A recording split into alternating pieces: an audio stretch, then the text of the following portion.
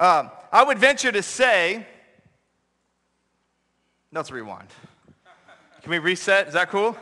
All right, let's try this. Let me give you the definition of transformation before we go any further. I'll read it to you. You can look up it on the screen. Transformation means to change in form, appearance, nature, or character. Or in other words, if looking at a theater setting, which some of you may not, it means this: a seemingly miraculous change in the appearance of scenery or actors in the view of the audience. Now, I would venture to say that some of you, many of us in this room, are going through a slight transformation inside of your life tonight or have already begun. Would you agree? You can shake your head. Okay? Here's what I mean. For some of you, you just graduated high school. Okay? You're out. Congratulations. You made it. Now you're in the real world. You're starting college, and what you're realizing is possibly, don't let me put this on you, but possibly high school maybe didn't go so well, right? Some of us, you would be bold enough to say high school didn't necessarily go as planned. And so you get to do what? Man, when you graduate high school, you get to hit the reset button. You get to start over. You get to pick a new outfit. You get to pick a new lifestyle. You get to pick new friends. You get to start over. Am I right? Am I wrong? Okay. Your curfew that used to be, well, you were in bed by 9. Now your buddies are calling you at 9, deciding where you're going to go, right? It's a big change in your life. The parental hold is slowly beginning to release. Slowly, I know. Maybe you can stay up till 10 instead of 9, or maybe you can eat all of your dessert instead of half of it. But the parental hold is starting to slowly release. Now, others of you, you've graduated college. Life's good, right? You paid $50,000 for a school loan, and now you can't get a job at McDonald's. Am I right? Yeah, that's what I thought. No, hang in there. I promise it gets better. Happens to everyone, even now. But others of you, you've moved in back home. You graduated college, 4 years, 5 years, 10 years, however long it took you. But you got to spend time alone, doing whatever you want. You could stay out late. You could go to bed early. You could have a bunch of friends over. You could have one friend over. You could have a girlfriend or a boyfriend. Some of you can't do that now that you're back home. But then you find out that school's over, and you come back home to stay with the parents temporarily, of course. And they start asking you questions like, hey, what are you doing? Hey, where are you going? Hey, what time are you going to be home? And you go, what? Who do you think you are, my mom? No, I'm an adult now. I've been at college for 4, 5, 6, some 10 years. I can do whatever I want, but the truth is, you're back under your parents' roof. And so what they say does go if you want to eat or not live on the street. Drastic transformation. Others of you, maybe it's a breakup. Maybe it's a breakup. You realize that it is time to part ways with your weaker half, and so you have separated. Just kidding. You have separated, and you are moving into a new direction. You have decided, made a plea or a bargain or a deal with God that I'm not going to date for a year. How many? Just raise your hand if you've ever done that before. Yeah, half of you are honest. Okay.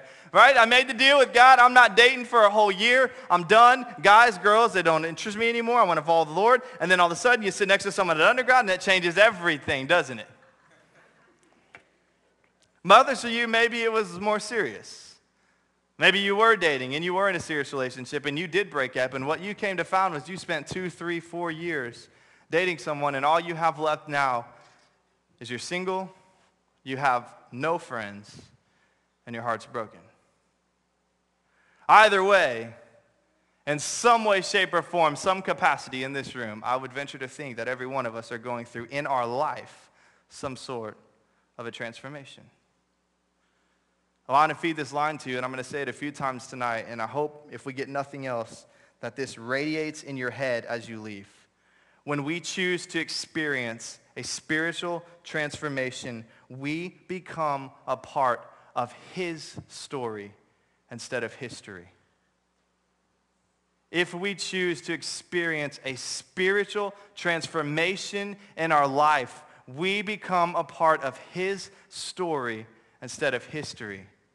I don't know if you caught that, but that's pretty cool. That's pretty cool. Some of us, I fear, are spending some time doing some pretty worthless things. You don't have to admit that.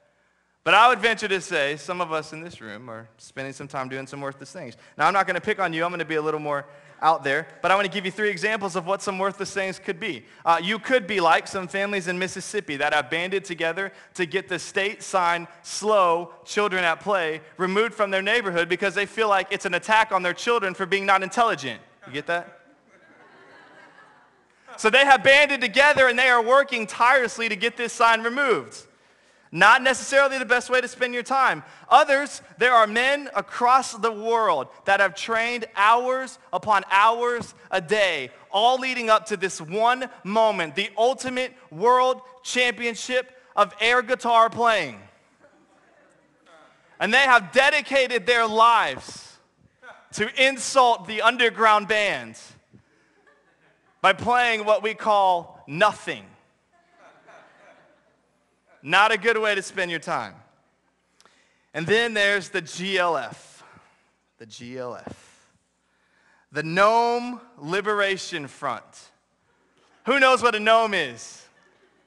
A gnome, I have a picture, Sarah. Would you try to find it? It's in that folder. I didn't put it on there, I'm sorry. But a gnome is something you place in a garden.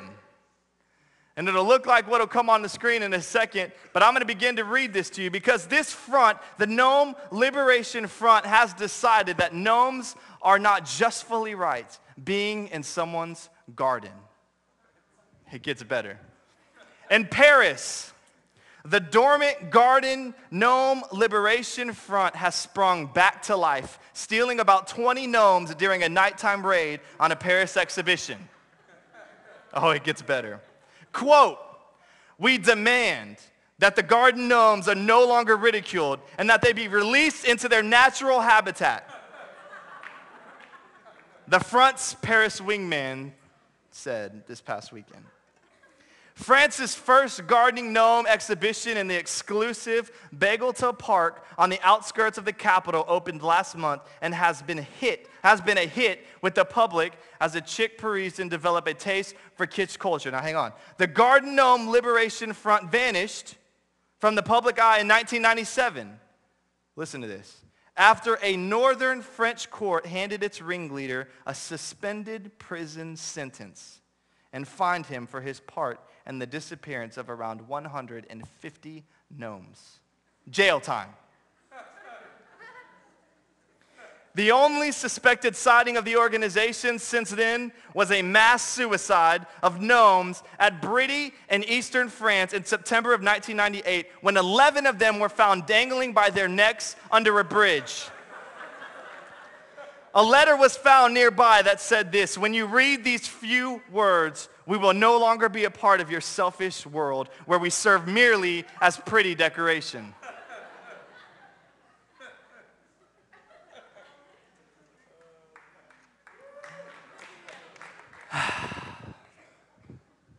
Not a good way to spend your time.